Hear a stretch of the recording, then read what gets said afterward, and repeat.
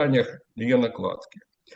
Тому тема в нас, ми на 4-му році війни, війна знову поки ще одна з основних проблем і питань соціології, соціальної експертизи, але вже треба думати і про мир. Я дуже радію, що організатори, і я причетний до того, як себе не похвалиш, то якось все-таки ми підняли вже і тему миру, тому що про це треба думати. Про це треба думати, і ми завжди про це думали. Тому, на мою думку, тема конференції дуже вдала, і всі ключові слова, і опір, і спротив, і ми дійсно демонструємо, наша соціологічна громада демонструє і стійкість професійну вже 4-й рік. Ми збираємося, не перериваємо ці наші події. Тому я думаю, що все буде гаразд, і ми з оптимізмом дивимося на майбутнє країни, і наше професійне майбутнє. І я починаю вже відповідно нашу програму і передаю слово Валентині Васильівні Чепак, професорці, декану соціологічного факультету. З вітальним словом. Будь ласка, Валентина Васильівна. Колеги, дякую. Всім мої вітання. У нас сьогодні 22. 22 – це просто, знаєте, не просто цифра. 22 рази соціологічна спільнота в різній кількості, в різних форматах збирається, і я не сумніваюся, що буде і 23 і 24 конференція. Про подальші перспективи зараз говорити не буду. Але мені надзвичайно приємно, що проблеми розвитку соціологічної теорії – це та тема або той формат, який на довгі роки. І, мабуть, ті соціологи, соціологині, які думали над назвою конференції, заглядали в, може, дуже далеке майбутнє або просто в майбутнє, я навіть не знаю. Тому що говорити про проблеми соціологічної теорії, а потім виходити, власне, із соціологічного теоретизування на рівень прикладних соціологічних досліджень, на обговорення ключових проблем, які потім і стануть основою для майбутніх і нових теоретичних розробок чи вдосконалення вже наявних, це тема, як на мене, невичерпна. Звісно, що останні роки внесли дуже суттєві корективи в те, як ми обговорюємо ті чи інші проблеми на конференції, власне, які ці проблеми, що ми можемо в тих ситуаціях, які склалися, які складаються, які в ближньому майбутньому нас очікувати, можемо зробити, можемо на що вплинути, чи навпаки нічого не можемо і ми якось приймаємо ту ситуацію такою, якою є, хоча дійсно це не так насправді. Бо якщо проаналізувати, власне, останні декілька конференцій, це період ковіду, а потім період війни, то, звісно, що і формат їх проведення, і те, як все відбувалося, як все нас змінило в тих ситуаціях, які для нас виявилися, радше ситуаціями напруження, ситуаціями певного нерозуміння, що і як робити. Вони якраз і позначилися на тому, як ми ці конференції проводили. Власне, якщо згадати те, що ми як співорганізатори, бо ми працюємо соціологічна асоціація з Інститутом соціології, така наша спільна робота, робили за останні роки, починаючи з 22-го, то звісно, що це проблематика війни. Все, що відбувається навколо нас, і тут не дивно, це звичайно, це якби по-іншому важко уявити, це все те, що нас трансформує, нас змінює суспільство, змінює світ, відповідно, приводить до нових невизначеностей, навпаки, якось нас консолідує в цій ситуації, демонструє дійсно різні прояви солідарності. І в 22-му, і в 23-му, і в 24-му році, і на сьогодні цьому присвячені наші обговорення. Якщо подивитися трішечки на більш ранній період, це період ковіду, 19-й, а точніше 20-й рік, 21-й рік, та власне і те, про що ми говорили в 22-му році частково, то це знов-таки були проблеми, пов'язані з невизначеністю, проблеми, пов'язані із осмисленням того, а що відбувається з нами, а що відбувається з суспільством, а що відбувається із світом. Якщо подивитися, що було до 2020 року, до періоду ковіду, то ви знаєте, а різниці то не дуже багато, тому що знову-таки і в той період це була теж війна, до речі, з 2014 року, але ми тоді це називали трішки по-іншому: конфлікт, там, військова операція, ще якісь невизначеності. Але знову-таки ми говорили про ті ж самі проблеми, тільки в межах іншого часу, інших умов, інших систем взаємодій, інших якихось наших уявлень про це. Про деякі проблеми ми навіть десь боязно говорили, ми не називали війну війною. Ми термін конфлікт використовували теж з якоюсь певною обережністю, використовуючи ті чи інші наробки. І ось ми маємо 22-гу конференцію. 2025 рік. Війна продовжується. Але соціологи ніколи не були пасивними. Соціологи завжди активна спільнота.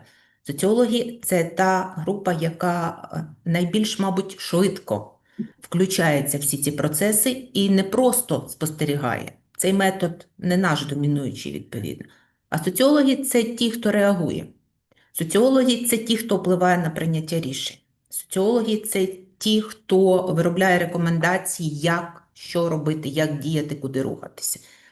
І, мабуть, не буде такої ситуації, бо війна це вчергове підтвердила, коли соціологи розгубляться і перестануть щось робити. Робити щось корисне, потрібне, значиме, і не тільки в межах розвитку соціологічної теорії, а в межах всіх тих проблем, які стоять на сьогодні перед суспільством. Передусім перед освітою, яка переживає надскладний період, і викликів сьогодні перед освітянською спільнотою дуже багато. Передусім перед наукою, тому що як розвивати наукові дослідження в умовах шалених обмежень, невизначеностей, відтоку значної кількості науковців, їх адаптацій в інших суспільствах, їх проб і успішних, до речі, взаємодіяти з нами, вибудовувати якісь нові наукові підходи до проблем. Ризики, виклики однозначно. І зрозуміло, що найбільший ризик – це існування нашого суспільства. Давайте чесно і відверто говорити. Яким воно буде? Чи це буде перемога, чи це буде мир? Чи це буде втрата територій, чи все-таки є шанси на те, що території будуть в межах, наприклад, 91-го року повернуті? Чи багато хто вже починає в цьому сумніватися? Чи будуть гарантії безпеки, чи це лише наші припущення, наші гіпотези, які не підтвердяться? Який буде рух наш подальший? Як ми будемо жити? Що ми змінимо, що ми вже змінюємо? Питань надзвичайно багато. І питання миробудування, яке винесене сьогодні в назву конференції, одне з них. І знаєте, я не сумніваюся в тому, що і в цьому році ця дискусія буде у нас глибокою. Ця дискусія, яка розгорнеться на секціях, буде різноплановою. Будуть цікаві рішення, будуть цікаві нестандартні підходи до тих чи інших проблем. Тому я щиро бажаю всім нам дійсно оцієї плідної роботи. Я хочу ще на одному моменті зупинитися, колеги, не можу, знаєте, не сказати про нього. Я означила, що одним із ризиків, які ми сьогодні переживаємо, викликів, це є виклики для освіти. Ми всі з вами до цієї системи маємо безпосередні відношення, ми в неї всі включені, залучені, долучені безпосередньо, бо без освіти уявити майбутнє, звісно, суспільства, наукової спільноти і соціологічної передусім неможливо. І що я хочу сказати? Я хочу трошки похвалитися тим, що соціологи і в плані освіти, незважаючи на війну, незважаючи ні на які ризики, безпекові, відповідно, ризики взагалі існування освіти в Україні, вони рухаються. Тому перспективи в нас дуже добрі є. Вчора до нас на факультет прийшла радісна звістка, і вона стосується не тільки факультету, вона стосується університету. Я просто не можу не використати таку можливість, щоб з вами поділитися цією новиною. Наш факультет і весь університет був визнаний суперчемпіоном світу у межах Світового конгресу з оцінювання «Молодь в оцінюванні 2025». Ну, для того, щоб усвідомити рівень такого визнання нашого університету і нашого факультету, бо факультет, власне, подавав цю інформацію, то уявіть собі в умовах війни. Безпосередньо ми хочемо сказати, що Організація Об'єднаних Націй, ЮНІСЕФ зайняли відповідно другі-треті місця.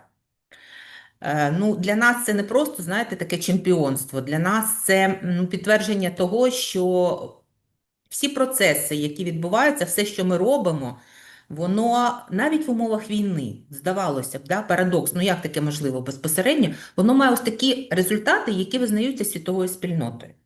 І чесно скажу, я безмежно горжуся своїм факультетом, я не перебільшую от всім тим, що роблять наші колеги і колежанки. Я горжуся нашою соціологічною спільнотою, тому що якраз питання оцінювання саме в соціологічній спільноті найбільш на сьогодні піднімаються, розвиваються і підхоплюються у взаємодії з громадськими організаціями, виводяться на інший рівень. І те, що є таке визнання, це говорить про те, що, ви знаєте, ну, не здолають вони нас. Ну, буде в нас все добре. Ну, буде в нас все класно, соціологія буде розвиватися. І інші науки також, і університет, і взагалі вся соціологічна спільнота. І дай нам Бог сил, здоров'я, натхнення, здорового гумору, зрештою, для того, щоб не просто все це якось так песимістично сприймати, а робити свою справу, рухатися вперед, обговорювати, досягати, ставити нові цілі, не боятися. І в нас все буде добре. Бажаю нам всім сьогодні дуже гарної конференції, гарних дискусій. Погода цьому сприяє, сонце за вікном, випускники нас надихають. Не забувайте, що сьогодні випускний в школах, і весь Київ тут просто фантастичних сьогодні таких супернарядах, випускники, випускниця, от я йшла на роботу, нас оточують. Це говорить про наше майбутнє, про наші чудові перспективи. Нехай все складається. Шановні колеги, гарної конференції, гарної роботи. Дуже дякую. Дякую, Валентина Васильівна. We are going to continue our conference. And I am pleased to announce the presentation by Isabel Bramsen. She represents Lund University, Faculty of Social Science, Associated Professor at the Department of Political Science. And topic of her presentation, Peace Diplomatic Efforts to End the War on Ukraine. Please, Isabel, the floor is yours.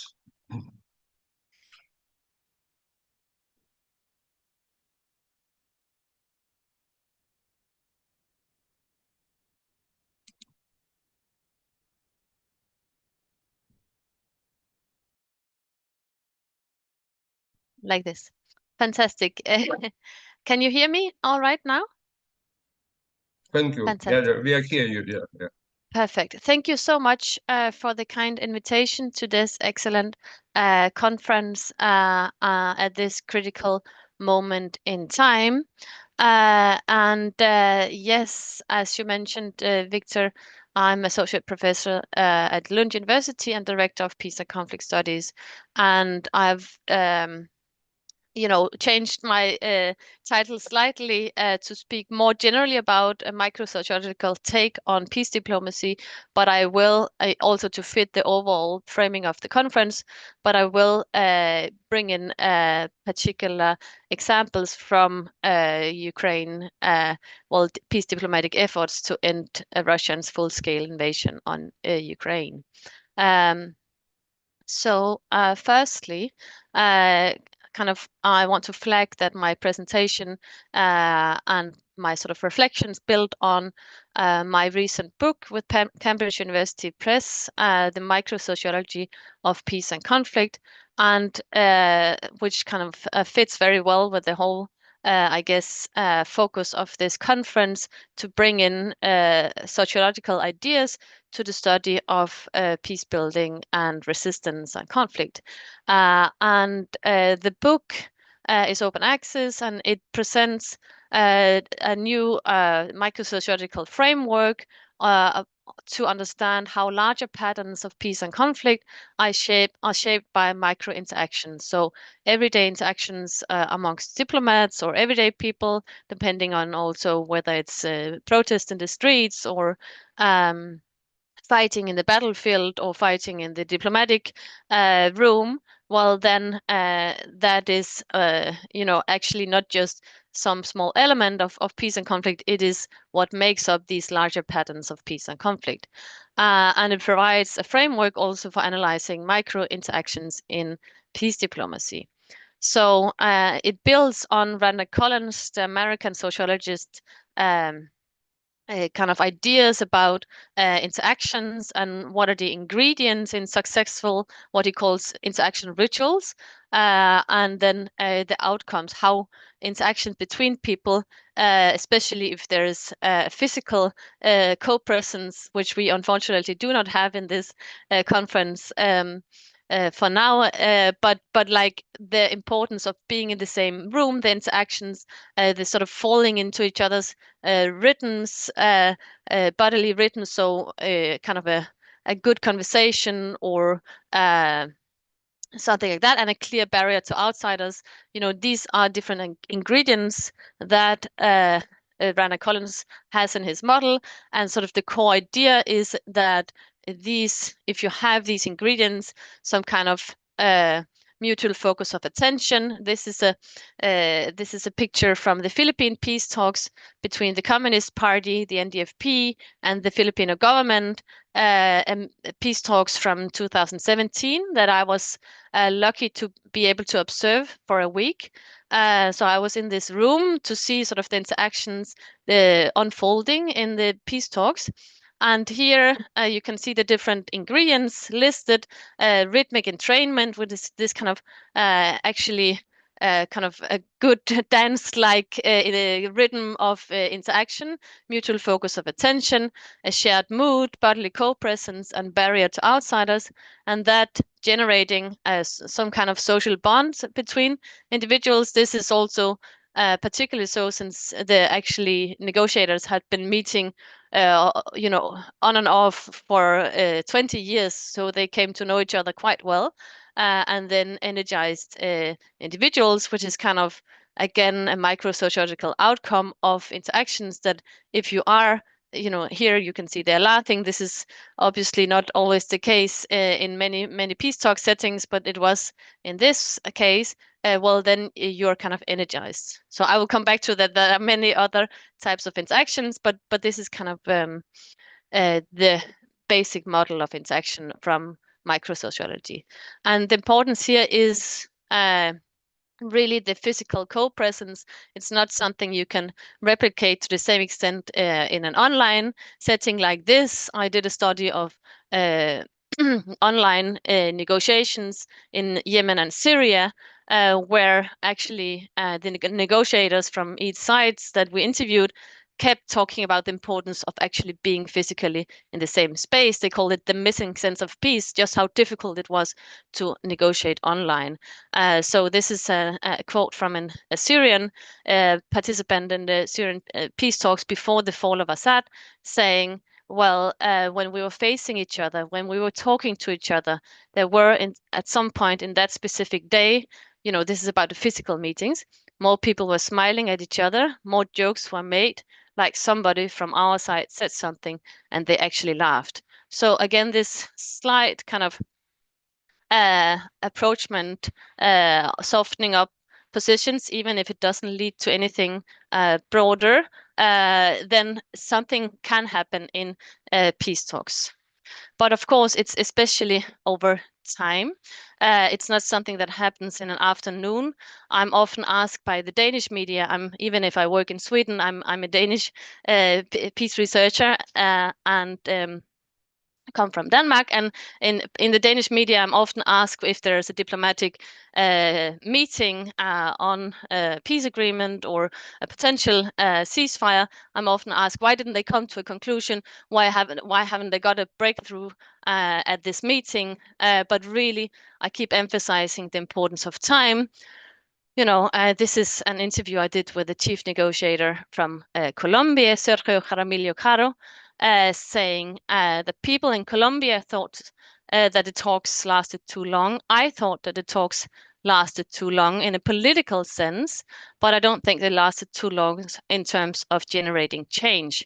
So what he told me, he represented the government in the talks with the FARC, that the FARC many things that they wouldn't at all agree to in the beginning, but after 4 years of really intense negotiations, they ended up agreeing to things that he would never have thought they would agree to. So really this importance of time. It's not something you have one meeting and then everything is solved. But then obviously also you can have a microsociological lens on how it's not always kind of laughing together and everything is beautiful in peace talks. Quite the contrary, you have many sort of acts of domination. Very symbolically, Donald Trump's ways of shaking hands with his opponents is kind of a very good sort of symbol of this, but obviously much more kind of also subtle ways of dominating your opponent. But the way Donald Trump likes to shake hands, this is with Shinzo Abe. He sort of draws people towards him, and sort of, and you have many kind of videos of how he kind of pulls people towards himself as a way to sort of dominate them. But you can imagine all kinds of other ways to basically dominate those you are negotiating with. But there are also ways to sort of countering that. You can, this is, there are different ways that you can sort of, I know Emmanuel Macron, he kind of over squeezed Donald Trump's hands and said, no, and handshake is innocent, or Justin Trudeau in this picture also found a really good body posture to not being drawn towards Donald Trump, president, when he tried to sort of dominate him. So just to say that obviously you can have many ways of domination, and you really have to think through in peace talks how to counter that, because what you don't want is to be sort of dominated by your opponent. And then you have the conflict dynamics, which is kind of again a microsociological theory that I put forward, that also being sort of inspired actually by the German philosopher Niklas Luhmann, about conflict being sort of a particular modus, a social form of its action that sort of takes the shape of a no that follows another no. So sort of you fall into this kind of whatever is said by the opponent in whatever form, you sort of reject that. So I've heard from France and Germany, for example, there's been I heard from a diplomat, there was a case where France suggested something, the Brits or the Germans said no, and then next time it was Germany suggesting the very same thing, and then the French said no. So there's this kind of, if you're in this conflict modus, you sort of are very inclined to reject whatever is proposed by the opponent, especially if it's kind of like said in public. So at least my thoughts about President Donald Trump agreeing with, well, or actually really putting enormous pressure on Ukraine to agree to a 30-day ceasefire. Well, that first agreeing on that at a meeting in Saudi Arabia at the level of Minister of Foreign Affairs, well, then saying that in the public and then selling it to Russia.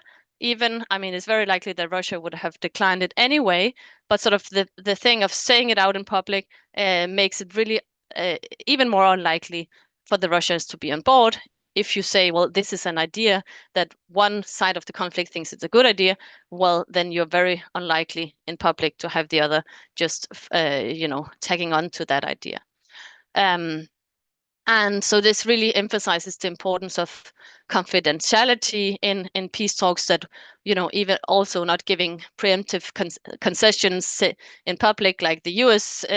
So up here in the corner, you can see I have a screenshot from an article I recently did together with two professors from Uppsala University, sort of analyzing Trump's approach to peace diplomacy in relation to ending the full-scale invasion of Ukraine, and sort of going through sort of the many problematics in Trump's approach, including the sort of act of giving preemptive concessions and making everything sort of into spectacles and good television, rather than actually getting things done behind the scenes. So this is just, I mean, I'm not going to go too much into this analysis, but you can, I mean, it's at the Global Observatory by the International Peace Institute, so you can find it online if you're interested. But really, the main thing I want to emphasize here is sort of how conflict dynamics shapes peace talks and how you really need to navigate this kind of modus of conflict in a way to not kind of end it. I mean, because it's just so difficult to sort of basically also take this third party position. You have to be extremely balanced, not to call Putin first every time from the perspective of Donald Trump, or meeting with the Russians before you meet Ukrainians. You have to like really kind of balance this kind of whatever diplomatic effort you're doing in order to navigate these conflict dynamics. And then there's also kind of some insights that you can have from microsociology in terms of the space and actor compositions of peace diplomacy, kind of what type of format of peace diplomacy do you want to have. And here I've sort of tried to map out different spaces of peace talks. One is sort of the official peace talks. You can say number one here, and then you have more direct negotiations without a mediator with number two. The third one is shuttle diplomacy, where you have a mediator going back and forth, and then you have kind of more multilateral negotiations without necessarily a mediator, but with more countries than the perhaps main parties present. And then finally, you have the sort of more broad conversations, multilateral conversations without the main party. So they're kind of one of the main parties. So that's exclusive, which is really an interesting take that you saw from 2003 in June with the first meeting in Copenhagen, so sort of Ukrainian peace formula track, you can call it. So different meetings with actually more and more countries being represented, but without Russia, but more and more countries basically to discuss a Ukrainian peace formula, President Zelensky's 10-point peace plan, and sort of bring in more and more countries to actually try to build some momentum around the Ukrainian approach to a potential way forward. So that is, I mean, it was a super interesting approach. Here you have a photo. If it would have been possible or would be possible to bring, to really create momentum for a larger sort of agreement. And then actually the idea was, at least there was some flagging this last summer, that you would also bring in Russia over time. So these types of talks created a lot of legitimacy, maybe with many participants, but it was also problematic in a sense of it's difficult to agree on something with so many participants, you can imagine, especially in this very large forum. Then you have the sort of shuttle diplomatic efforts, which led to the grain deal at the time, which can be useful. Also, you can have two separate, basically, actually, you don't even have to sign the same agreement. You can have two similar parallel agreements being signed, as in this case. And then you can have more intimate negotiations. Basically, this is the meeting at the border to Belarus within the very few first weeks of the full-scale invasions of Ukraine, Russia's full-scale invasion of Ukraine. But you can see here the format with actually it's lower level representation, but you have sort of the table being rather small. You have actually a handshake. You have sort of so just analyzing, not having been in the room at all, but analyzing the conditions for sort of a conducive space for actually getting somewhere in terms of approaching an agreement. The space itself is more conducive for such approach, meant such kind of softening. Yeah, softening up position sounds maybe wrong in this particular situation, but kind of like moving towards agreement. Whereas these more formal talks, at least from what I know in other and have sort of studied in other cases, it can be very difficult to agree to some to actually sort of for the room itself in a micro-sociological way to sort of be conducive for actually moving towards something if you have very formal setups because of the type of kind of really large room, many participants, a much more stiff form of interaction. At least that's what we've seen in other peace talks like Colombia and the Philippines that I've studied, even though, of course, you cannot compare directly because it's a civil war vis-a-vis an international war. But really, I find it fascinating also how the recent meeting in Istanbul really how the Russians kind of succeeded in replicating, kind of imitating, the direct continuation of the talks in Istanbul 3 years ago. You can see here the two rooms are the same and sort of the whole setup in many ways, apart from the tables. So I have things to say about that, but I don't have much time left. But the last thing I want to flag is the potential for multilateral talks. This is something that President Zelensky has also flagged. Rather than having sort of Russian-Ukraine talks as such, maybe it would be more fruitful to bring in more parties to the negotiations. You know, perhaps having the 5 permanent members of Security Council. So just to flagging that in terms of considering from a micro-sociological perspective, as well as sort of insights from negotiation theory, that if you kind of want to consider what type of format for peace talks could be more conducive, perhaps, to bring things forward than what we've seen so far, would be to have a sort of a more multilateral negotiations at the level of the 5 permanent members of Security Council, plus EU, plus Ukraine. Probably not something that Donald Trump would be super happy about because it's kind of like multilateral fora, but nevertheless, sort of having here, there's I'd say, even though it's incredibly difficult, sort of a larger a greater sort of chance of some kind of progress in terms of bringing more issues that can be discussed also, rather than territory versus not territory, but also maybe having China putting pressure on Russia, perhaps. And just finally, to end, I'll just give a small anecdote from negotiation in a similar forward, namely the Iranian nuclear negotiations that ended in an agreement in 2015 that President Donald Trump then threw away. But that doesn't, the main thing in this story is that throughout a number of years, you had this particular format with the 5 permanent members of Security Council plus EU, but then plus Iran in this case.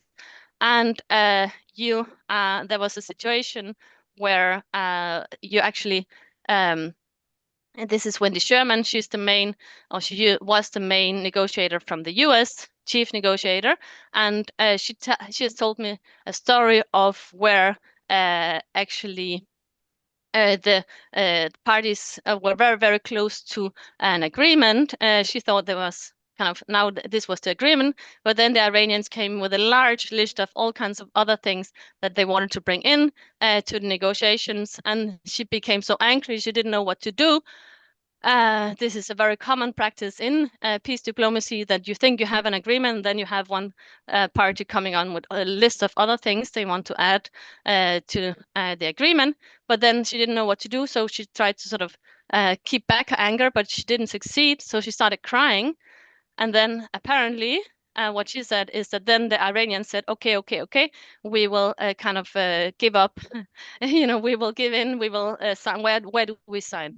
So this is just to give kind of a small indication of how diplomacy can be unpredictable, and sort of how microtransactions really matter. I'm not saying that if you just put a crying diplomat in front of Vladimir Putin or someone, they will say, okay, sure, not at all. But I'm just saying that something can happen in talks that you cannot predict, and that can actually, microinteraction does matter in the bigger picture. Thank you. Thank you, Isabel. Yeah, it's really interesting.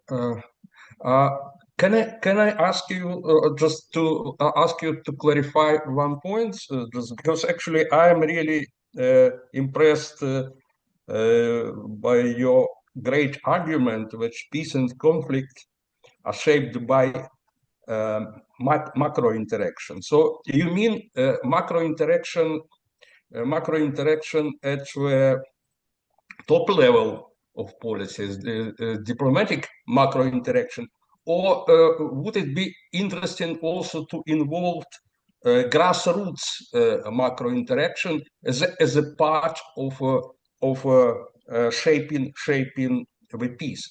Just actually, in case of Russian-Ukrainian war, it would mean actually restoring a sort of more or less normal communication between neighboring territories of Russia and Ukraine, which used to be before 2014, before 2014.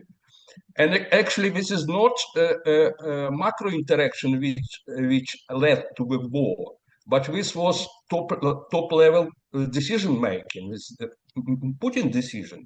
So I just provoke you to think about macro interaction at grassroots level. Excellent question. Yes, indeed, it matters a lot. Now, I only had the time to focus at one level, but in my book, I also look at conflict transformation and dialogue efforts, more broadly in civil society, grassroots level, and exactly like you say, kind of the everyday dynamics between neighbors are absolutely critical. So yes, the broader argument of the book is exactly this, interactions happening in protests at the Maidan, or, all kinds of everyday interactions. Really, they make up the broader picture of peace and conflict. So it's also kind of I mean, sometimes peace and conflict can seem like very abstract phenomena that is something that happens over our heads, but it's actually all of us, even us here at this conference interacting on this matter, we make up the larger picture. So it matters, what you do in an everyday basis with your neighbor or however, but obviously if it's at this sort of high level, political level, well, it can have higher weight. In terms of if there's an agreement or someone decides to start a war or something like that. So it all matters in the bigger puzzle, indeed, and it also gives you some agency also as, just an ordinary scholar, or however you want to put it, because you can actually change things because the larger picture is made of these micro interactions. But obviously at this kind of high political level, it has different weight. Thank you. Any question or comments to Isabel, please?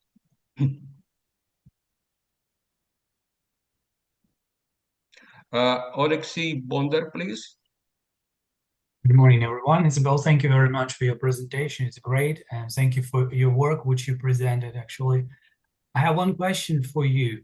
In the Russian-Ukrainian war, there is a situation where today, the more negotiations we have about resolving the war, the further we get from the resolution itself.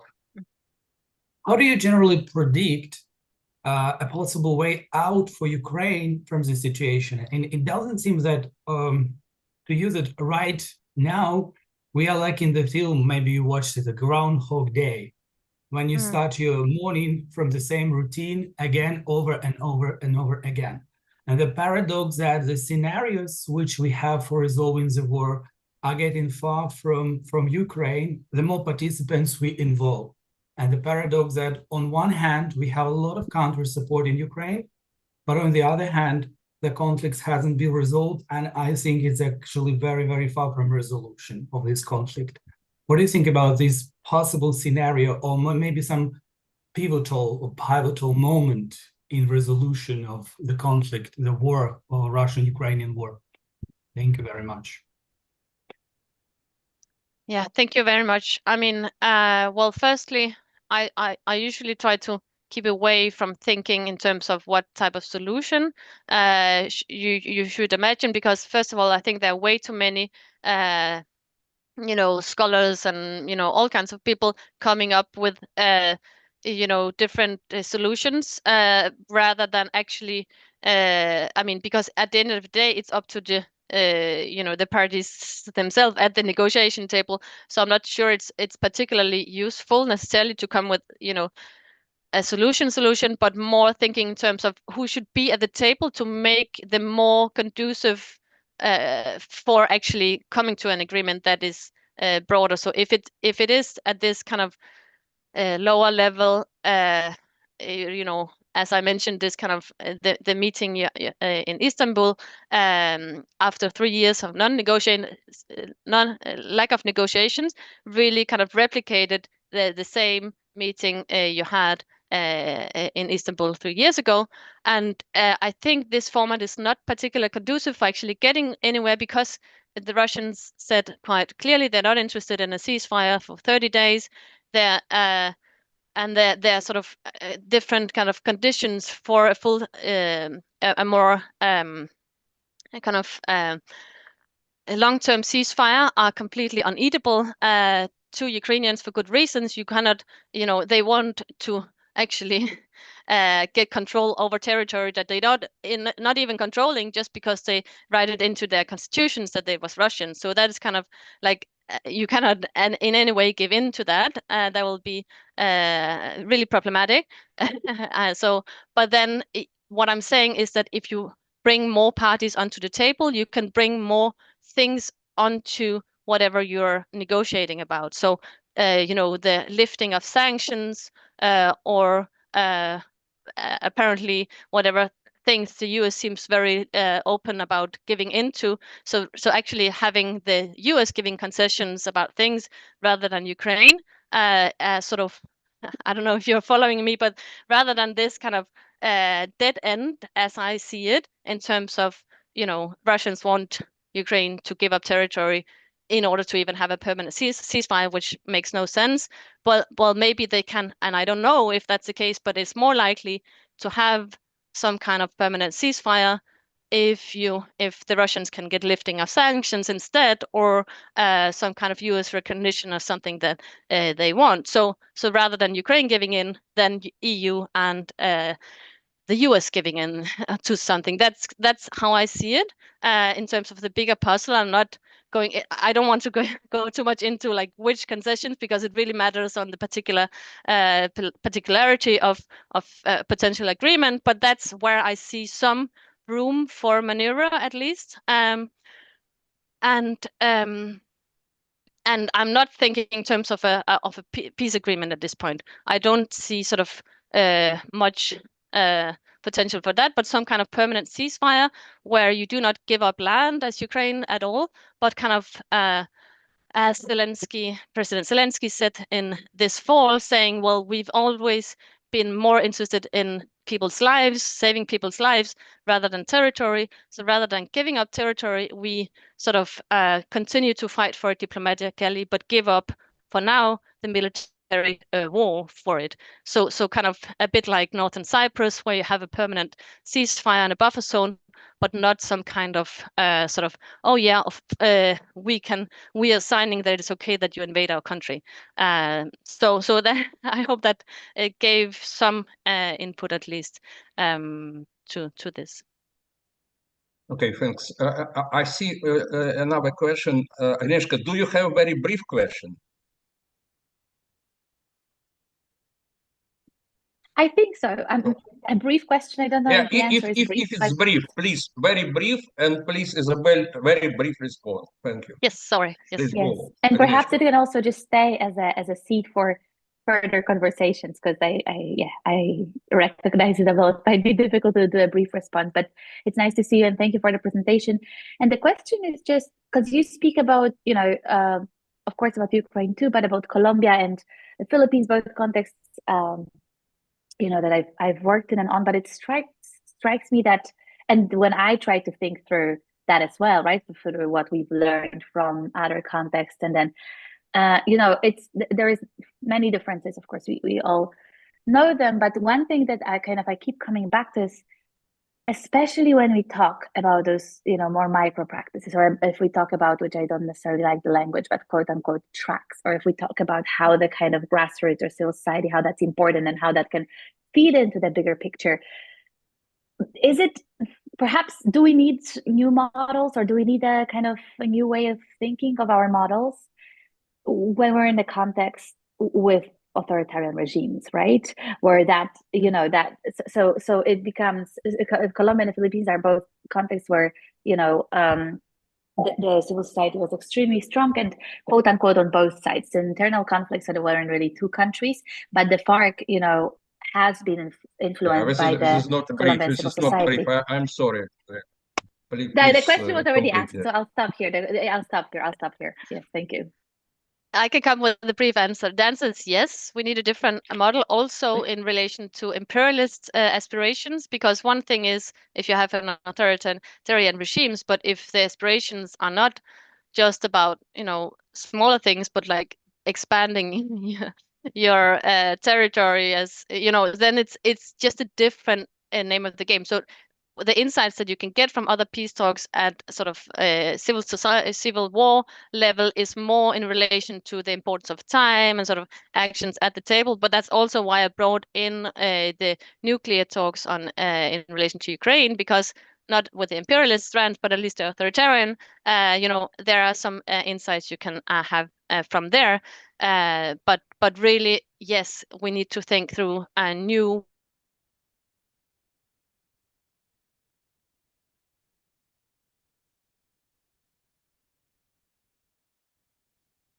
Okay, I think broken connection.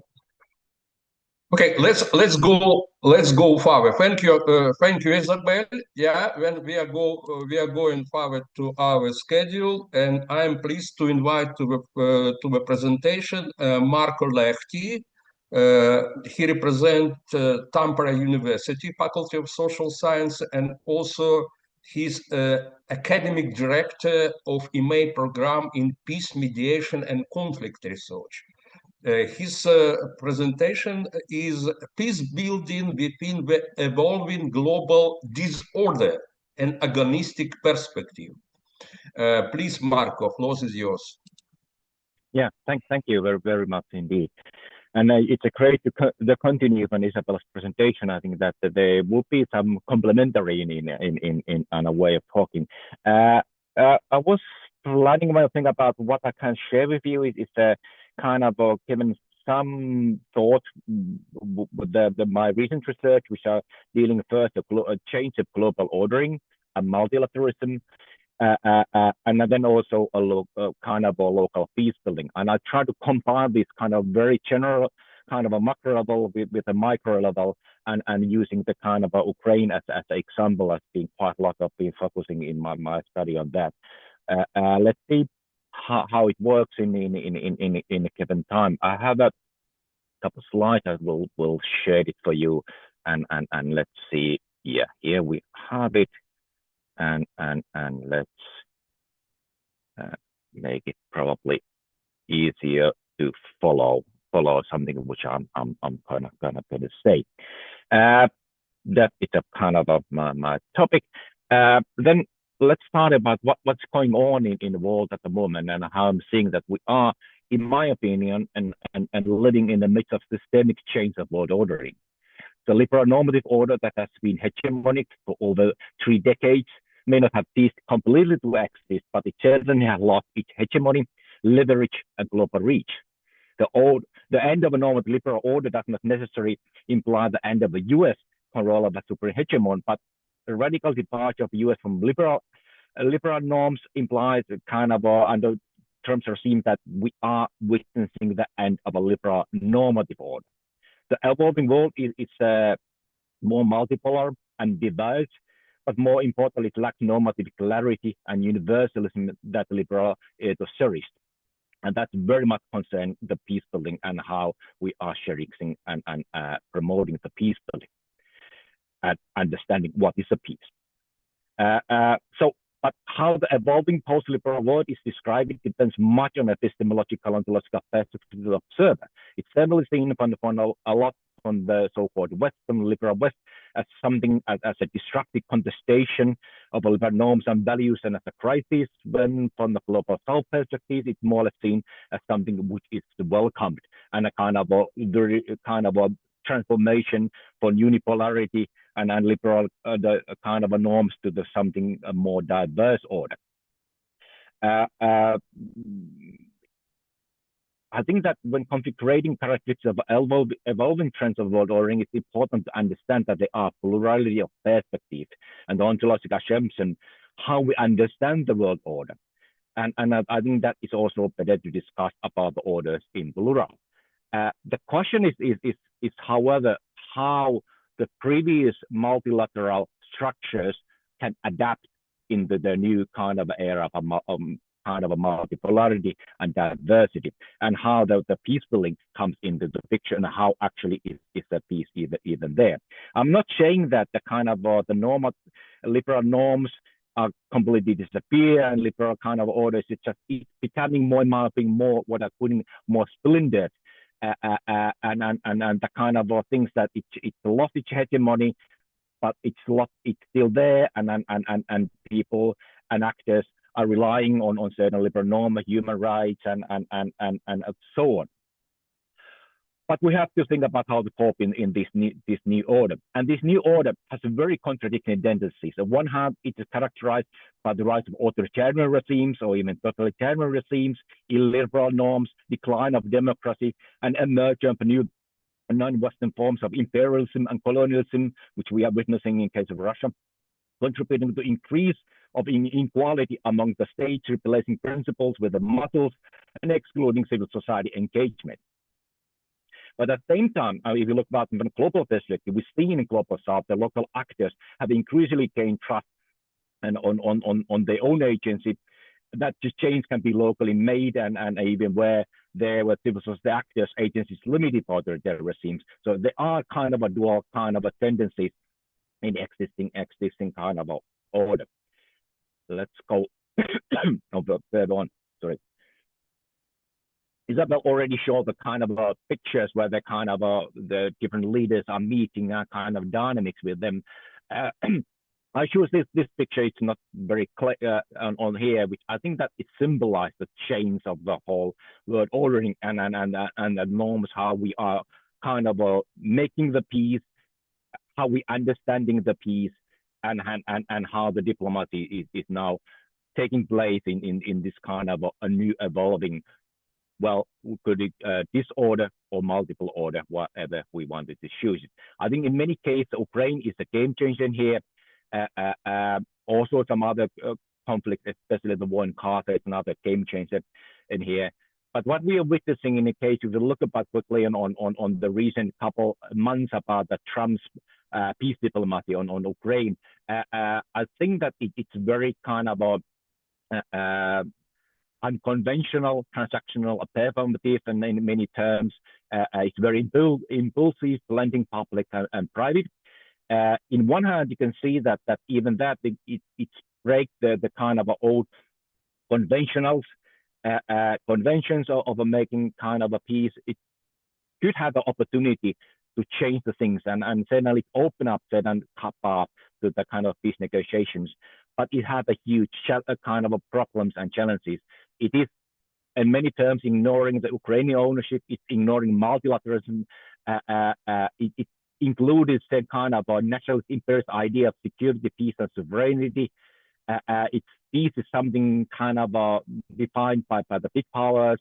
It is including the different kind of understanding of sovereignty, where the big powers have their kind of a different sovereignty than the other powers.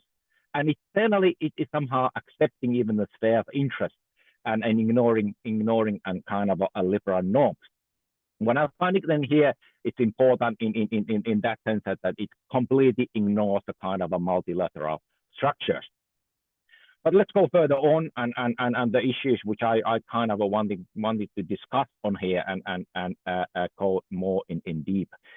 I don't think that it's something which I'm able to discuss on this kind of a forum and this framework is how to end the war in Ukraine. It's certainly that is the question connected the question of security guarantees, how the different powers can get the pressure, what kind of a role of the mediator they can take it.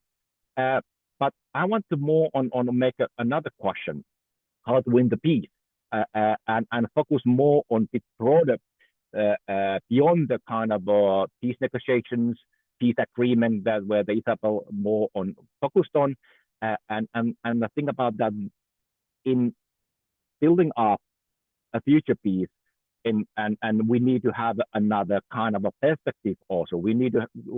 It's not just agreement.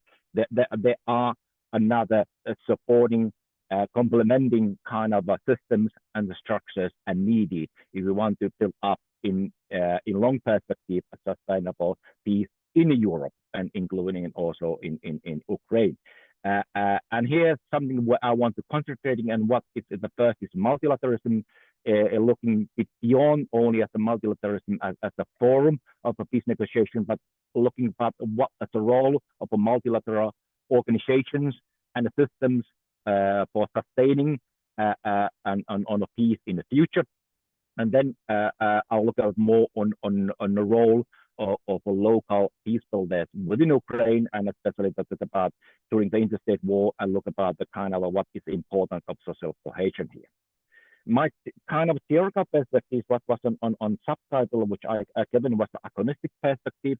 I have been working quite a lot in recent years with the agonistic theories, which have their origin in philosophical discussion of agonism by the Mr. Rousseau, agonistic pluralism by Chantal Mouffe, and agonistic peace, which come later on by Rosemary Shinko.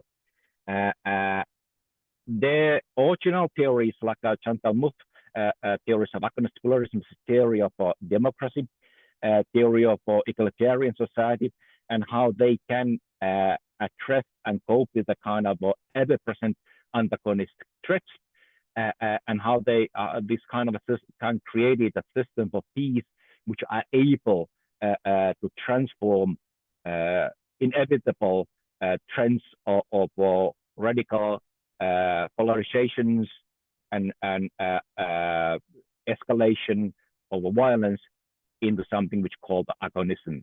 So how they can keep the kind of democratic systems running in a situation where the antagonism can never be fully solved, but can be tamed is something like an agonism. This is the original theory of Chantal Mouffe, which is more recently during the past 15, 20 years. It's also adapted in the context of peace building, where it's the kind of a perspective is a bit different. There we are not discussing how to maintain a kind of agonistic relations, but how to create it agonistic relation in a situation where kind of a radical antagonism prevails, and that is certainly the issue between the Russia and Ukraine at the moment, where there are no kind of a really moment for any kind of a dialogue, and this is given a certain element and what kind of dialogues we can create it. But more, and in today, given more on the applying this kind of ideas, which referring more on agonistic pluralism first in multilateral level, and then within the Ukraine level, and not talk about anything about the kind of negotiations and relations between Russia and Ukraine as such, but to have a bit more broader perspective. The first is the kind of looking from the multilateral order perspective and what this change of a world order or global ordering, how we want to kind of express that it is meaning. I think that when there's a question how the existing multilateralism is adapting in this change, and there reach a huge question how to prevent the violent undercurrents between the countries, the state, and within them. The previous 30 years on peace building is very much focused only on interstate wars, and because we hadn't had a kind of a massive interstate wars, so there was lacking in the tools. How to address aggressive contestation of artificial powers? It's already raised the questions on previous days. It's a really major issue. How to cope with this? How to cope with that? And the thing that and cope with and accept diversity of values, norms, and institutions. And there comes agonism. We are in the era which we cannot declare that there are only one way of understanding peace and only one kind of norms existing, but we have to find a way to coping with the diversity of norms and still to be kind of accept that we have a set of norms which we see is we want to build up the peace in our parts. So another question is in this world is also we are going more and more on systems where the big powers, big states are kind of dealing with the peace, and then there becomes a question that how in the world, which is more and more dominating by powers, the peace-building elements can still support local ownership. How inclusive peace can promote it even there when the international organizations or Western states have excluded from peace processes. How this kind of local activeness can be supported and what its role in a peace. Let's go further on, and I think that quickly in putting on the context is that we can see that in the case of Ukraine that the previous international organization, United Nations, Organization of Security Cooperation, OSCE, have had no really role on influencing the war. No kind of taking no constructive role in mediating it, on solving it. So that it's a certain issue that it's been the case. But how we can return on role of multilateralism and here in this context is something which I've been thinking. And there are two things which I want to bring in here. And the first is that we've seen that the kind of a conventional international organization and multilateralism may be in crisis, but at the same time, they are emerging a new kind of multilateral organization among the autocratic states. That it's one of the BRICS, is one of the examples of these. And this is interesting kind of development because it's expressing that also autocratic states have a certain tendency to kind of to accept that there are need for multilateralism and the need for prevailing peace among the states and somewhat aim to build a stability. But these organizations are very much anachronistic. They are not any kind of clearing for normative kind of uniformity. There are no kind of aim on solving the mutual issue completely, but it's showing that even the coming together in one organization is already important, a kind of expression of a need for certain kind of stability that the countries like China and India are sitting in the BRICS is already showing up the kind of a need. But that doesn't too much have an influence on Ukraine case, except perhaps that the BRICS could have a certain element of putting pressure for Russia if that would be the case. But what I've been more in wondering and thinking that there are what happens in European context.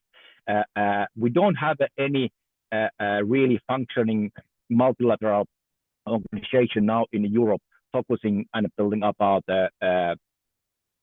peace and collective security in the area. We certainly have OSCE, and we are celebrating actually on the 60th anniversary of the OSCE, or it's a tradition, and in this year, but it has lost completely its legitimacy and its capacity. It completely ignored the kind of big questions on there.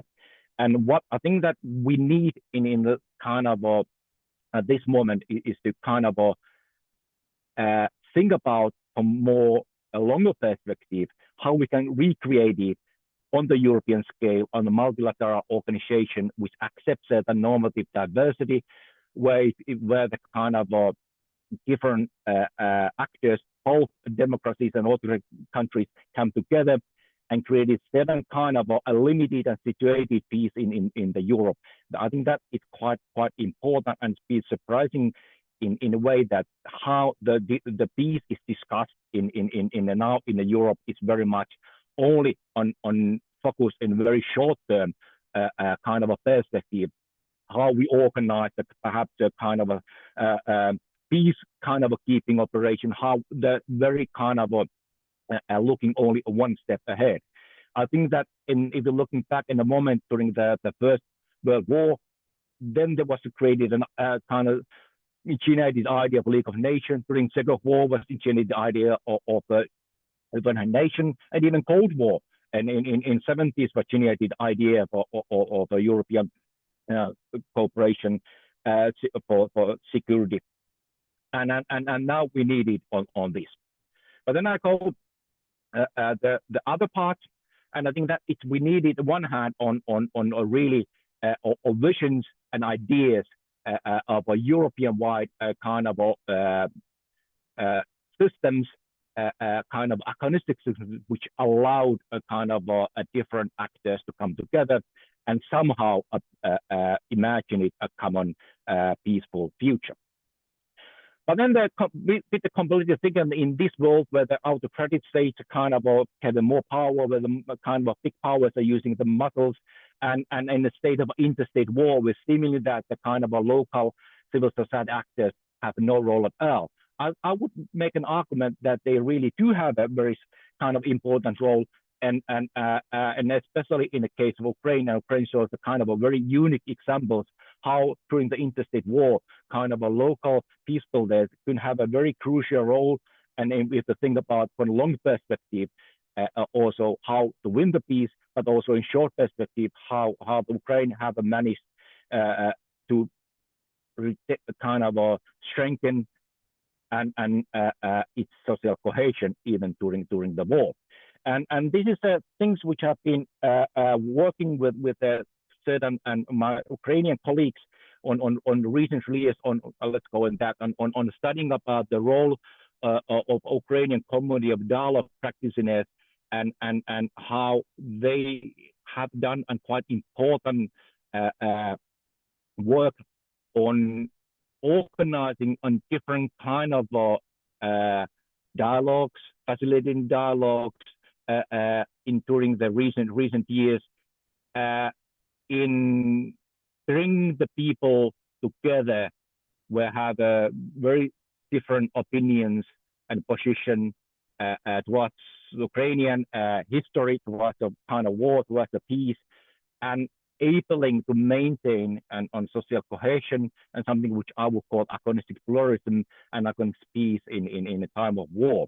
Incorporating with, for example, in recent years with the colleagues of Tatiana Kalinitskaya and Denis Brylov, who organized the dialogue among the two Orthodox churches. And this has been not the dialogue which aimed to solve the things, but only the kind of things that trying to organize certain kind of a co-living between in a situation where the conflict between the Orthodox churches itself is a part of a war and influenced by hybrid war and being targeted and weaponized by the others, by the Russia at the same time. Why I'm saying that this why it is important peace-building work, and I will end there, is that when you think about the agonistic pluralism, agonistic peace, and democracy during the state of interstate war, it's not just a kind of formal democratic institution which is needed. There are needed a lot of civil society agency, civil society generated kind of a practice and dialogue to strengthen this kind of society's ability to cope and mitigate potential violent dispositions, a source of antagonism and polarization within, in this case, Ukrainian society, and preserve something that can be really called antagonism, polarization, or peace during the wartime. And I think in this case, the Ukraine given very unique example on how that it had really been possible during the interstate war, when usually the tendency is more on board towards an exclusive identity markers and identification. And I think that it's really highly important to win the peace. It's something that the Ukrainian society is able to preserve. It's a kind of flexibility to cope with the kind of a war and cope with unexpected things. And I think it's also, well, that is my kind of impression, given also a strong kind of a potential also to starting and the build the peace whenever and however the kind of the war would come end with some format, but then there are needed a kind of a capacity and capability to look for each other and starting to build the peace. But I stop and here. Thank you, Marco. Thank you. I'm really enjoy your presentation. Very insightful and very interesting moment, the position which you raised. Please, colleagues, question, comments to Marco presentation.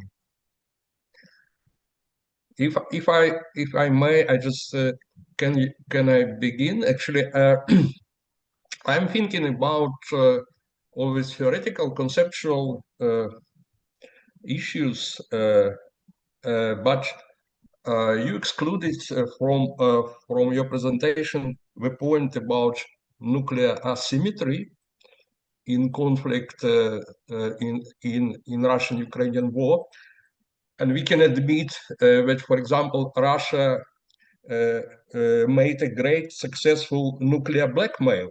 So all the negotiation, all the attempt to achieve the peace failed because of fear, actually, because of fear of Russian nuclear blackmail. So my point and my question about issue of nuclear deterrence in your construction, in your conceptual construction, is it a way to achieve a peace, or would it be no postmodern way to achieve without sort of old-fashioned stuff as nuclear weapons? Yeah, thank you. I think that I would approach the question that way, that the nuclear kind of blackmailing is certainly one of the issues within Western European kind of audience and policymakers, how they have not kind of engaged fully in the support of Ukraine, that they have been a kind of always thinking that would this be escalate. Now I think that the change is certainly seemingly taking place, and yes, it have a kind of importance in especially Western Europe. I'm not seeing so much in here in Northern Europe. It maybe the question has been the Russia is too close, not think about, and we talk about more in concrete terms. But I think that that's even beyond that, it's a question why in most of Europe the question of the Ukraine and how war ended there and all arrangement is not seen as a whole European kind of a question. In some level, they are in rhetorically mentioned that yes, this is about the European future, but on the level on the restrictions, you are not being fully kind of engaging on a kind of in the conflict resolution, not engaging and supporting. It's not, if you would see this not just a kind of something which is defining the future of Ukraine and Russia, but it's whole Europe, then you would have a more on the visions and ideas and initiatives which concerning the whole Europe. It doesn't mean that you have to have in a first scale of peace negotiations or ceasefire negotiation in wider European level, but in some format, it's kind of a surprising and telling a lot that there are no really even ideas and visioning and how we really rebuild these European structures. And maybe the nuclear weapons is one thing that in behind that it doesn't really one aiming to do on that. Another thing is also that most of Europe are still very much kind of stuck on that idea that they are to a certain kind of a normative unity needed, and they are not open to the question that how on earth we are creating on a relationship with the autocratic states in the future. There's not only Russia, there are Azerbaijan, there are other kind of in larger Europe that are already authoritarian, or even our NATO kind of ally Turkey. And we cannot change them and all the way. We just cannot, but it's better to organize some kind of relations with them and in the future create a new kind of peace and security structures. That was yeah. Thank you. Okay. Any other comments or question to Marco, please, colleague? Yeah. No, I don't see any attempt to ask you, Marco. Thank you very much. It's really insightful, and I really enjoyed. Please keep in touch with us and with colleagues, and we are glad to hear you and just listen at any opportunity and occasion. Thank you, Marco. Thank you. Thank you. And Yeah. we going further, following our schedule, and now I'm switching to Ukrainian.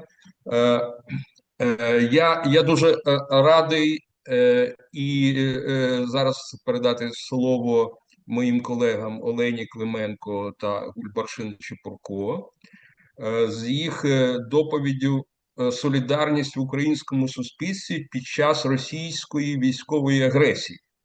Будь ласка, колеги, хто з вас буде, чи ви по черзі? Я буду. Будь ласка. Будь ласка, Олена, да. Да, буду. Дуже дякую за запрошення на конференцію. Зараз я запущу презентацію, сподіваюсь, видно. Да? Ну, шановні колеги, повномасштабна війна в Україні стала певним каталізатором для запуску процесів солідаризації українського суспільства. Ну і це для нас з вами не є таємницею, оскільки ми були свідками зростання національної ідентичності, високої готовності громадян і громад до залучення своїх ресурсів, допомоги Збройним силам України, активній волонтерській діяльності, допомогам внутрішньо переміщеним особам. І це продемонструвало нам високий рівень внутрішньої соціальної згуртованості, підвищення ролі громадянського суспільства. Однак, попри позитивні прояви внутрішньої та зовнішньої солідаризації, останнім часом спостерігаються певні поляризаційні тенденції, які можуть негативно вплинути саме на єдність українського суспільства і на ті процеси, на ті позитивні процеси, які були розпочаті у 2022 році з моменту повномасштабного вторгнення.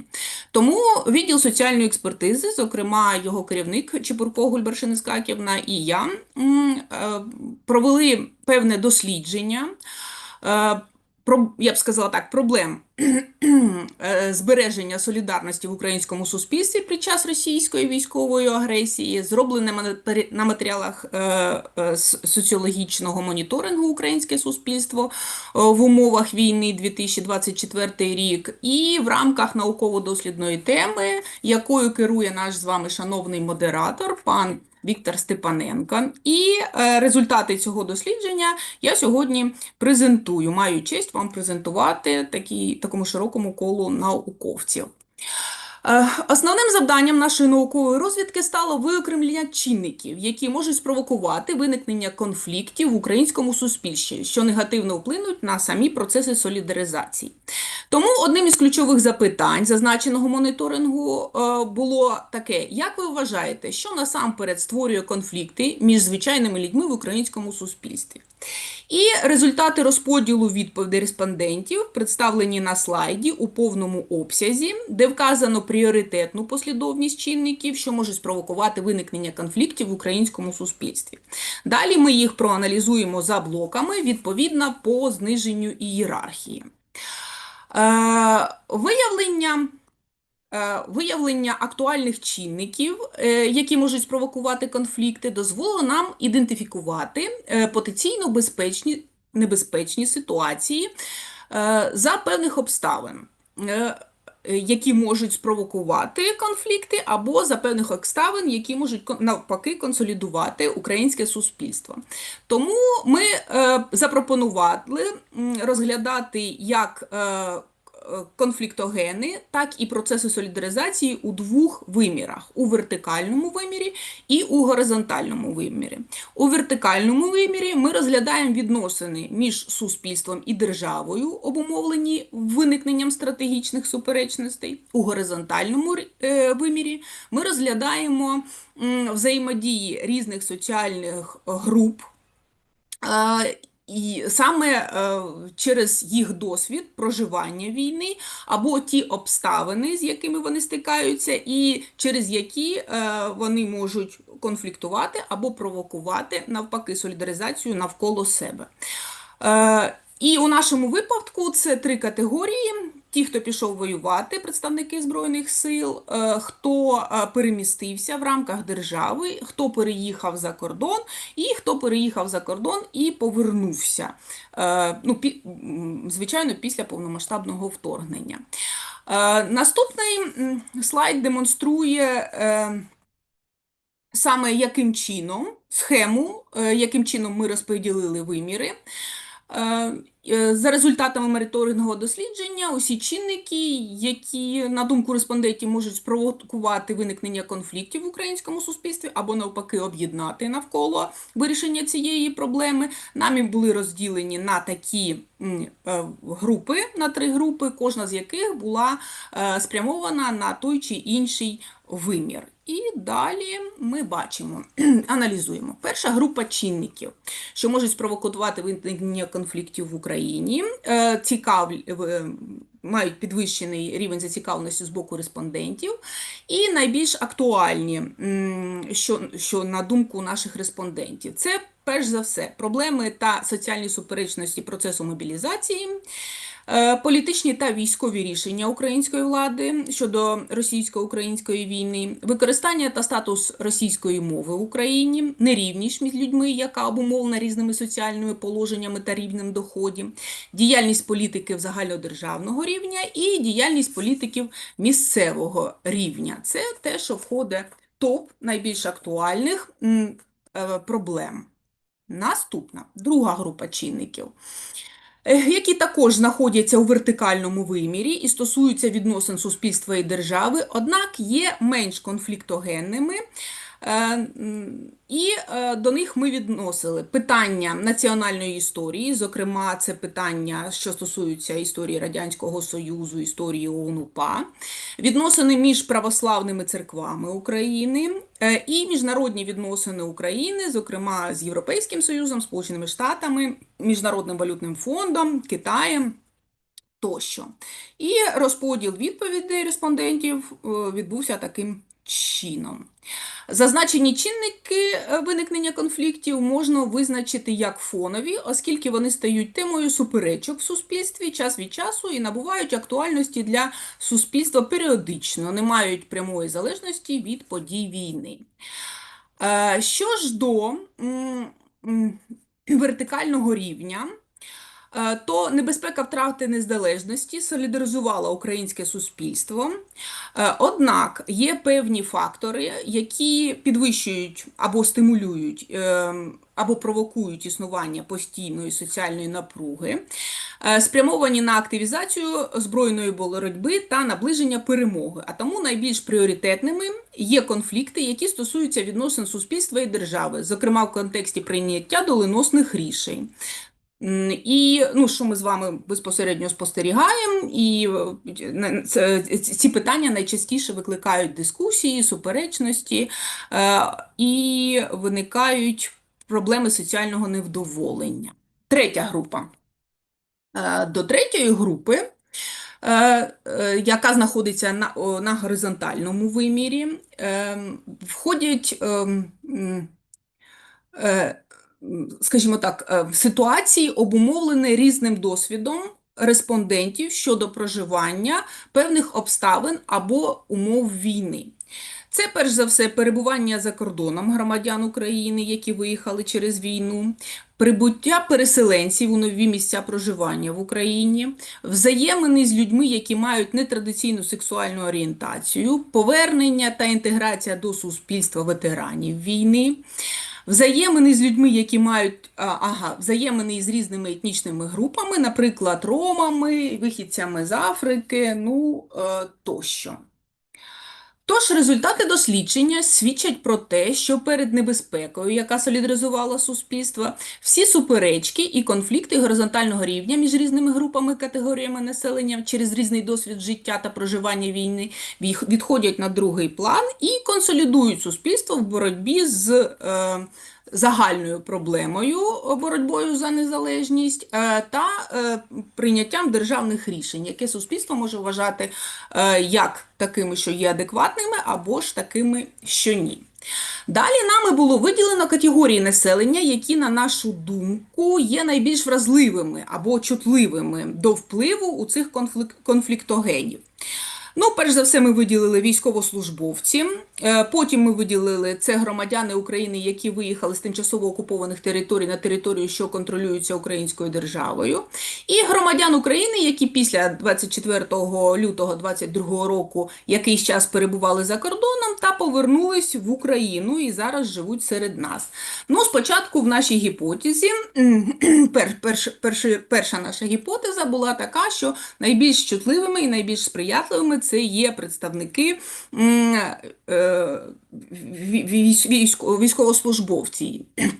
Однак в результаті виявилась трошки інша ситуація. Зразу хочу вам сказати, що частка у цих спільнот від загальної кількості опитаних респондентів незначна. І якщо ви подивитесь в правий куток слайда, вони складають військовослужбовці 5,7%, громадяни України, загальний пласт складає 76,5%, громадяни України, які виїхали з тимчасово окупованих територій на території, які контролюються урядом, це 7,2%, і громадяни України, які виїжджали за кордон і повертались і живуть зараз в Україні, це 7,1%. Тобто це несуттєвий показник, який не перевищує 10%. Однак вони можуть виступати в якості лакмусового папірця, який гіперболізовано відображає існуючі тенденції і дасть нам можливість спрогнозувати певну ситуацію. Ми порівняли результати їх відповідей з результатами відповіді більшості наших респондентів, громадян України, які з 24 лютого 2022 року не виїжджали за кордон і весь цей час проживають в Україні, переживаючи ті чи інші тенденції на собі. І результати, як бачите, дуже цікаві, тому що в процесі з'ясувалось, що найбільший рівень занепокоєння демонструють українці, які виїхали за кордон, там побули певний час і повернулись в Україну. І вони є найбільш вразливими до соціальних конфліктів і можуть виступати самі іноді в ролі певних конфліктогенів, про що свідчить дослідження. Ну, на нашу думку, військові дії та політична нестабільність в Україні сприймаються даною категорією населення як соціальний подразник, дуже серйозний, оскільки, перебуваючи за кордоном, ці українці бачили інші можливості та умови життя, що підсилює їхнє невдоволення тим, з чим вони зіткнулись, повертаючись сюди. Однак, на мій погляд, є ще певні обставини, які ми, починаючи це дослідження, не врахували. Ми не врахували серйозний вплив російської пропаганди, яку вони відчувають на собі, перебуваючи за кордоном, оскільки, перебуваючи в іншомовних інформаційних просторах, вони користуються тими ресурсами, які є, а це ресурси найбільшою частиною російськомовні, і тому так чи інакше російська пропаганда має вплив на свідомість цих людей. Що ж до висновків, до яких ми прийшли? Аналізуючи чинники виникнення соціальних конфліктів в українському суспільстві, нами було визначено, що на момент проведення дослідження ключовою передумовою виникнення соціальних суперечностей була мобілізація, яка виявилась багатогранною проблемою та охопила усі без винятку верстви і соціально-економічні і політичні аспекти життя українського суспільства. Стосовно політичних та військових рішень української влади щодо російсько-української війни, другого за вагою чинника в нашому дослідженні, то очевидно, що тенденція наростання критичного ставлення до влади та державної політики пов'язана саме з не завжди адекватним, на думку респондентів, прийняттям рішень, невдалими спробами їх реалізації і тими обставинами, що такого роду рішення не відповідають військовому часу або тій ситуації, яка дійсно існує в країні. І третій за вагомістю чинник використання та статус російської мови в Україні, який є найбільш болючим у кризових ситуаціях, оскільки одним з проявів війни є посилення значення ролі мови як чинника національної консолідації, виступає в ролі виміру свій-чужий та розподілу політичних пріоритетів. Тож, найважливішими завданнями попередження соціальних конфліктів в українському суспільстві під час війни і післявоєнний час є, власне, об'єднання з суспільством шляхом створення певних зон взаємодії та спільних сенсів, які були дуже загострені на початку війни, зокрема, як боротьба, зосередження на боротьбі за незалежність. І на сьогоднішній день вони трошки втратили свої позиції, оскільки ми переключились на міжнародну активну політику і на вирішення інших, можливо, соціальних питань. Дякую за увагу. Дякую, Олена. Переходимо до питань, обговорень. Будь ласка, дуже насичена презентація, цікаво, мені видається, що тут є про що поговорити. Будь ласка, колеги.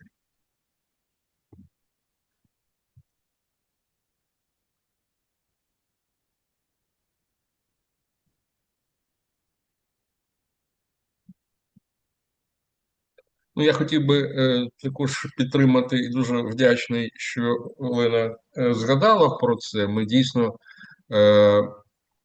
закінчуємо цього року проєкт, який присвячений був солідаризації, викликам солідаризації в українському суспільстві. І дійсно дуже багато висновків цікавих. Ми раді, що цей проєкт вдався.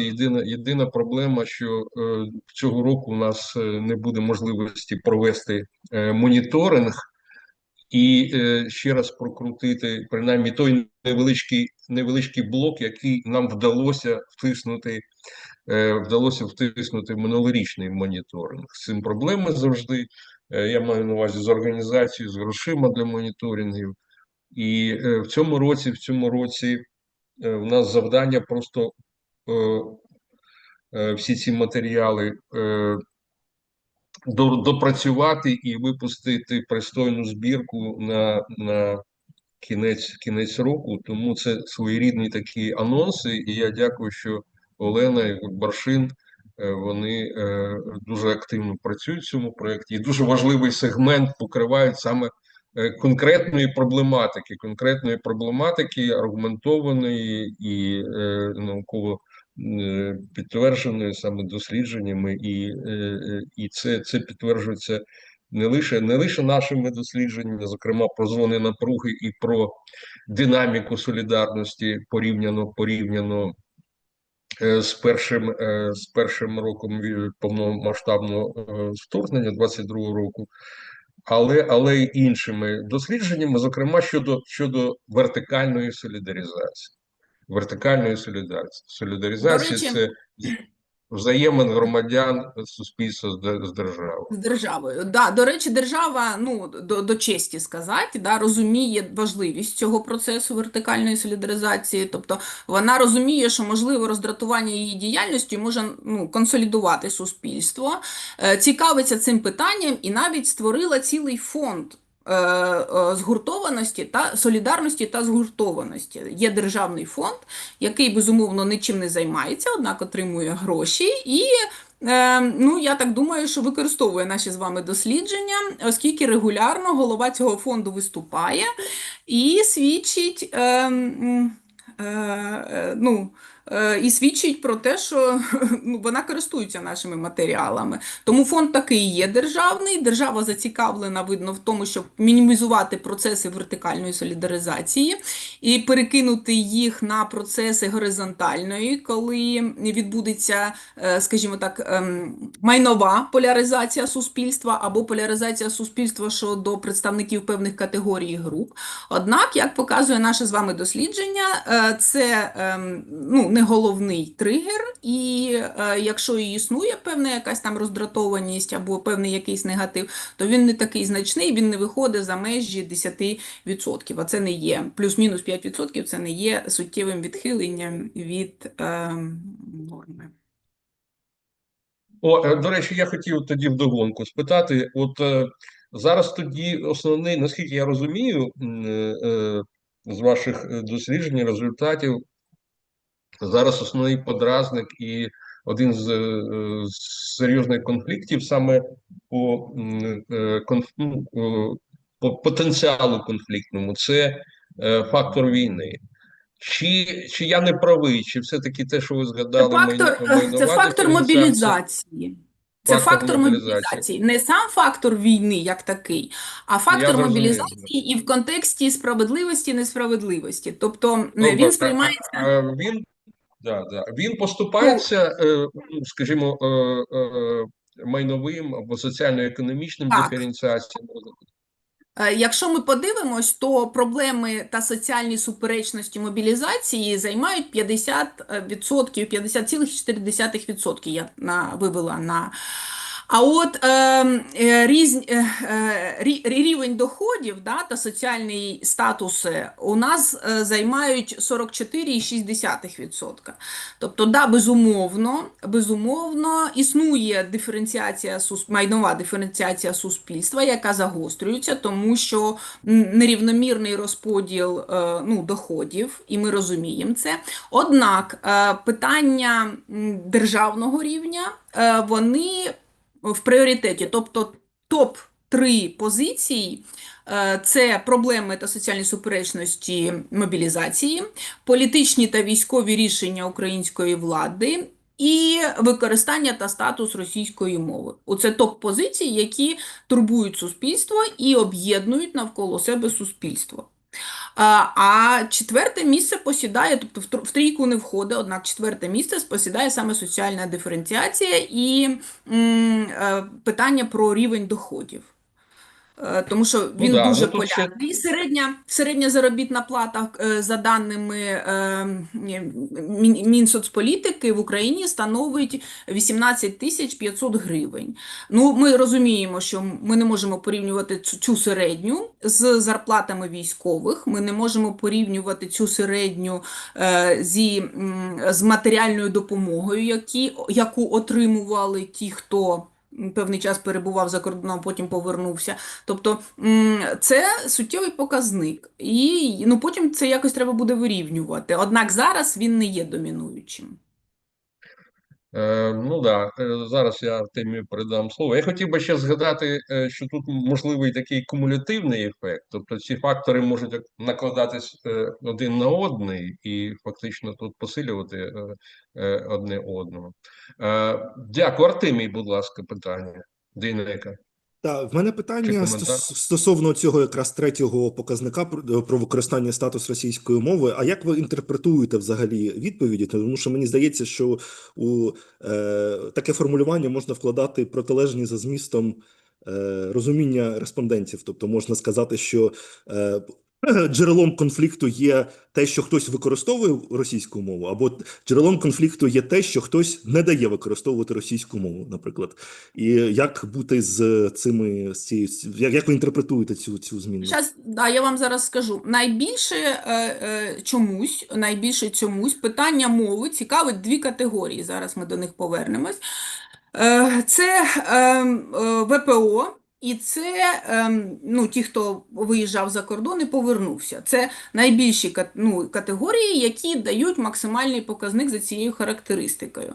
На нашу думку, ми інтерпретували це явище як фактор розуміння свій-чужий. І ВПО розуміють свій-чужий, виїхавши на території підконтрольної України за рахунок мови. І українці, які виїхали за кордон, ідентифікують себе, відрізняючи від російськомовних мігрантів, саме за рахунок мови. В рамках, скажімо так, в рамках суспільства українського володіння мовою або користування мовою розглядається як підтримка національної ідентичності і підтримка національної незалежності. Використання мови окупанта не є таким, що провокує конфлікти, однак не вважається таким, що може об'єднувати людей. Воно не є гострим, за російську мову бить вас ніхто не буде, однак будуть вважати вас просто не своїм. Це такий індикатор, свій-чужий. От ви будете чужим, якщо користуєтесь російською. Якщо користуєтесь українською, будуть вважати вас своїм. Знову ж таки кажу, у цей високий показник вийшов за рахунок саме позиції двох у цих категорій. Хоча вони незначні, по 7%, в сумі дають 14%, однак їх думки щодо мовного питання є дуже такими принциповими. Дякую за запитання, цікаве запитання. Дякую.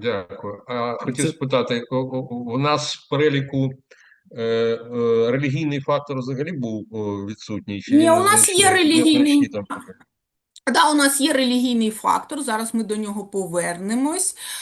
У нас питання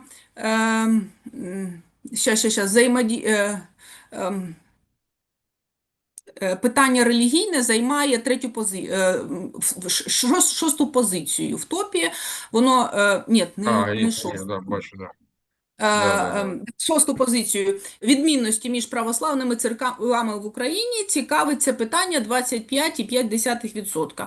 Однак у нас ми повинні розуміти, що у нас людей, які визнають себе як такими, що релігійні, лише 5,3%. Тобто всі інші 20,3% вважають це питання просто політичним, або таким, що політично актуалізує якісь конфлікти, або стимулює певні конфлікти за рахунок того позиву до релігійності. Хоча, в принципі, якщо порівняти православних з мусульманами, то кількість мусульман наразі зросла, а от православ'я втратило свої позиції і, так, я б сказала, це вже не є актуальним. Хоча в політичній площині так, це актуально. Можливо, ще це за рахунок того, що є певна політична сила, не будемо її називати, яка, страшно пишається формуванням цієї єдиного православного українського кола і постійно нагадує суспільству про те, що таке існує. Можливо, ще й через це. Тобто інформаційні вкиди постійно є, і люди просто фіксують, що таке є, і думають, якщо певні інформаційні блоки цьому присвячені, то це дійсно певну роль грає. До речі, от роль медіа, соціальних комунікацій саме у формуванні уявлень про конфлікт, скажімо так, конструюванні уявлень, тому що можуть бути реальні конфлікти, які дійсно Ну, вони, як правило, реальні, да? Але є проблеми, саме ми ж живемо саме в ситуаціях постправди, великої міри, в умовах інформаційної війни, і тому тут цей фактор інформаційний, він, як на мене, дійсно доволі важливий саме в питаннях сприймання, оцінки конфліктів і таке інше. Тобто, це може на перспективу нам варто також подумати, тому що у нас здається, окремого сегменту, які проробляли, де ми проробляли саме цей аспект, не було, на жаль. Да. Добре, дякую, Ну, Олена. справа в тому, що у нас ми ж першочергово гіпотезу не ставили щодо того, що на це все впливає саме оцей інформаційний пул. І лише Ну, оці да. показники з тими, хто емігрував, а потім повернувся, наштовхнули нас на думку, що дійсно вони продукт інформаційного впливу, яке здійснює наша країна-агресорка. Чому? Тому що російськомовні джерела – це єдині джерела доступної їм інформації за кордоном. Українськомовних джерел не існує. Ну, тільки там телеграм-канали, можливо, на які вони підписані, а офіційних же ж телевізійних новин в Європі немає. В той час, як російське телебачення там домінує, і серіали, і все інше. Тому, побувши там під впливом, повернувшись сюди, у них виник певний дисонанс. І я думаю, що це, в принципі, треба вивчати, тому що, можливо, інформаційну Ну, війну да. в Європі ми програли. Ну, дивлячись на те, що політики підхопили активно, європейські політики активно підхопили позицію американського президента про те, що, можливо, Україна теж винна в війні і все інше, і Європа активно починає нам розповідати, що ми теж винні, то я думаю, що інформаційну війну в Європі ми програли. І тому з цим треба щось робити, якось змінювати ситуацію, і, можливо, необхідно вивчати механізми впливів, як от швидко змінюється думка навіть етнічних українців. Що тоді чекати від європейців? Дякую, дякую.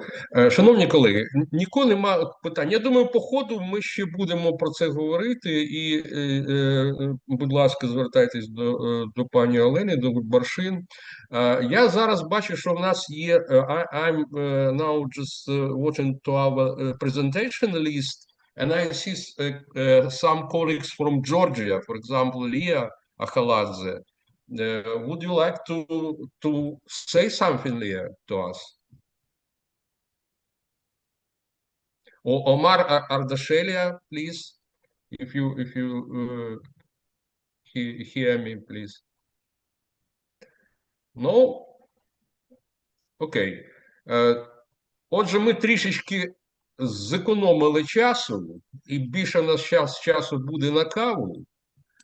Я думаю, що тут у нас дуже така конструктивно цікава була пленарка.